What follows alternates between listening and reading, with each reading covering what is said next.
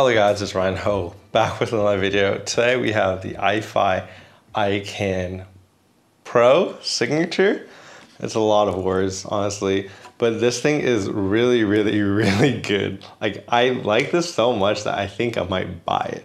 And that's really how I feel about this device. It has top tier sound performance. It sounds absolutely incredible. The feature set is just absolutely amazing. Like, it does like basically everything under the sun, and we'll talk about it. And really, I am just gonna have a rave review about this device because I really think it is something special. Of course, this comes in at a price about, I think, $2,250-ish. I think I saw on Amazon. So it is, you know, a pricey flagship device, but I think the value is pretty good because, like I said in my iFi iPro IDSD review, that this thing has 3 amplifier stages. So there's a solid state mode, there's a tube, and then they call it tube plus mode. So this thing has, you know, 3 different ways to listen to it if you want, you know, that kind of smoother tone from the tubes, or, you know, that resolution that you get with the solid state. So it does a lot with that. And then this thing actually has bass boost on it as well, which other devices, I think, in its class really don't have. I think it makes a big difference because literally, I feel like a lot of headphones like this, the HE6, a lot of them just have neutral flat bass, but that's not really fun, you know. For me, bass boost on top of just top tier performance makes this thing sound like you're at a club, you know. And honestly, I just jam out and have a lot of fun. Like, I have no shame saying that I use the bass boost, but I will tell you what level to use and what I recommend. And then it also has X bass, which kind of increases like the sound stage and kind of gives you more like less of a left and right experience, right? Like, it's more like you're in a room where kind of the sounds are mixing together is how I'd describe it. So we'll go into that as well. But in general, this thing is absolutely amazing device. I think I might buy it, and that's how I'm gonna start this video. So anyways, please like and subscribe down below. Helps my videos out. So let's talk about some of the key features, right?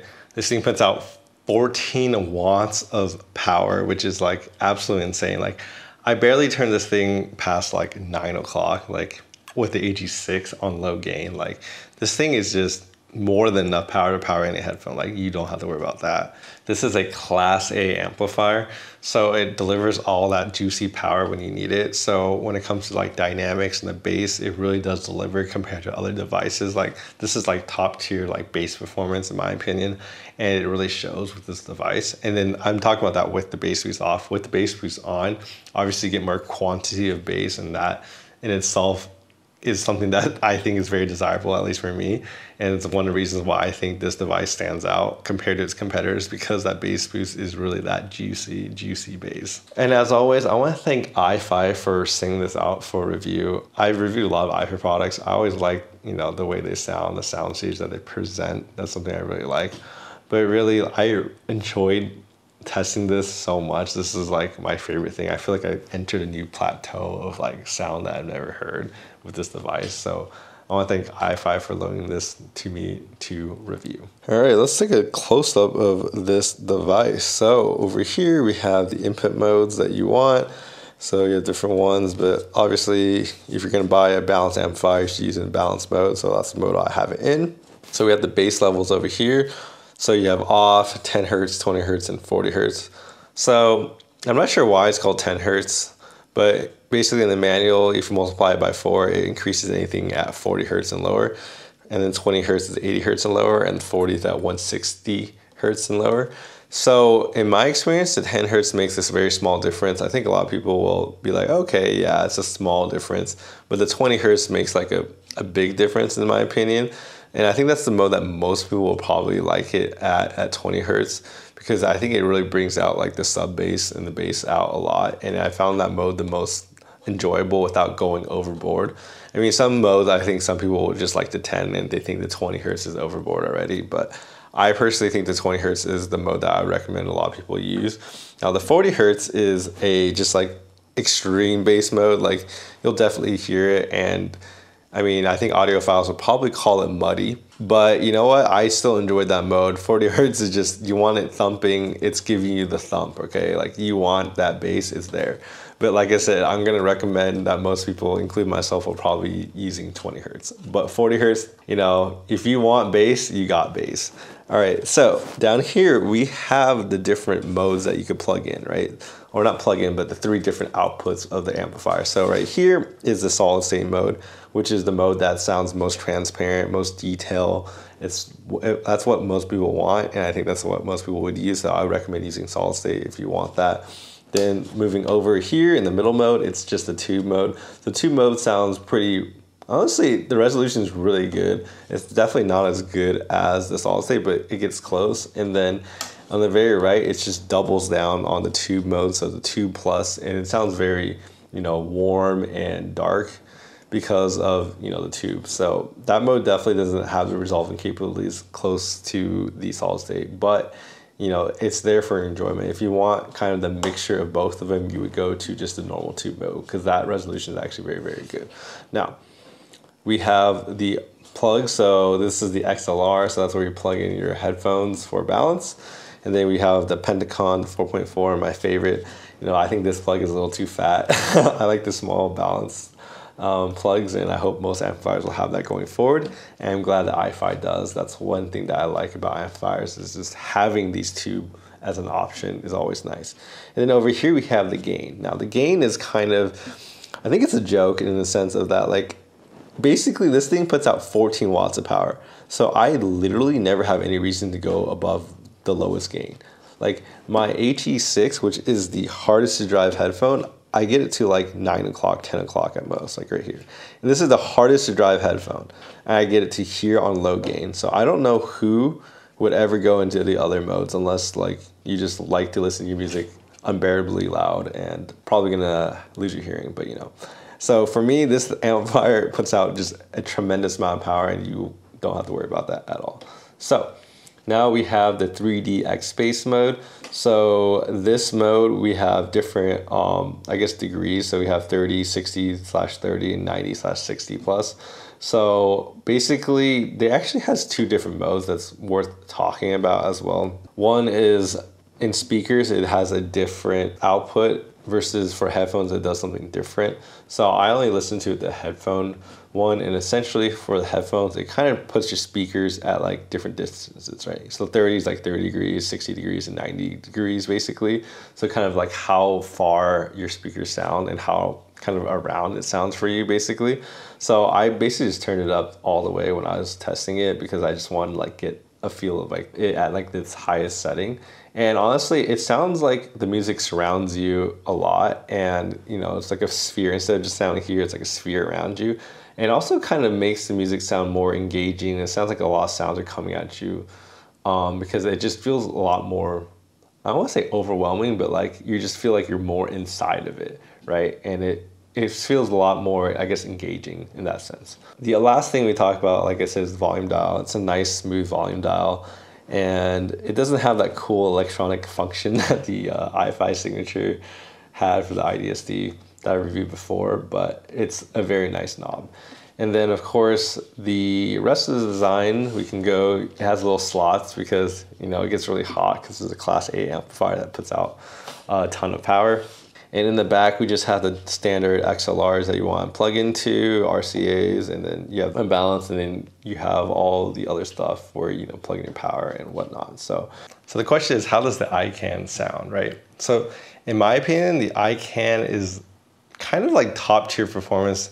And compared to like my A90, the bass response of this thing is just way, way better. Like it's just not even a comparison. Even in just raw resolving power, this also kind of beats the A90 in my opinion. It sounds honestly cleaner and clear and less smooth compared to the A90. And also when it comes to like the sound stage of this, it's also wider. Like I feel like we listen to like discrete products in general and not like op amp based type of stuff. They kind of have kind of a bigger, wider soundstage. At least every single iFi device I've listened to always had a pretty nice kind of positioning for that. It's something I really appreciate about their products in general. It's just that positioning of their sound stage. It's just always something about that. Whenever I compare other products to theirs, there's always impresses me the most, to be honest, and that's why I really like them. And the other thing when it comes to kind of the sonic performance is I feel like the treble detail on this thing is like, it's just so good, but I don't really feel like it's too hot or anything. It's just so clear. Like, I don't know how else to describe it. It's just like you can hear the differences when you compare it to a $500, $600 amp. Like, you really can hear the difference in how much better that this is. And like, I swapped back and forth a few times, and it's just, to me, it's not even close. Like, this is better in like every single way than my A90, which is really sad. But I did listen to the A90D recently, obviously the newer one. I do think that one gets much closer to this. I think the bass response of this one is still a little bit better, but I do think the A90D is quite a good device. But this is still has a lot more features. It has the tube modes, right? It has two tube modes. It also has the bass boost on top of that. And of course it has the X-Bass mode. So all those things together with like, you literally cannot hear the noise floor on this. So when you plug in something like an IEM, that's very, sensitive. I thought you would hear some noise because this thing puts out 14 watts of power, and I didn't hear a dime of noise. So like, for me, it's cool because you can obviously test a lot of different devices, but for other people, you could listen to your most sensitive IEMs, but power your most expensive or most, power hungry headphones. And this runs on both of them. And then you can also plug in, your gaming headphones, your single in stuff into this as well. And it powers that fine as well. So it really can do everything that I want. And then, there's these niche scenarios in which you can plug in like a gaming headphone or single edit thing into here and then use the tube modes to test out like, what does this sound like in tubes? Like, you can do some wacky combos that like, it's just kind of hard to do when you have many different devices that you would have to have on your table just to kind of have this versatility. And I really think that's the name of this game. It's like top tier performance in this small package. Like, look how small this thing is. It does everything. Like, I can't think of one feature this thing doesn't have that I really, really want. But I think a lot of people also like would like using this because like, if you get bored, because like a lot of people, they try different equipment, they try different things. Like, this thing, you can try different modes every day depending on how you feel and what you want to listen to.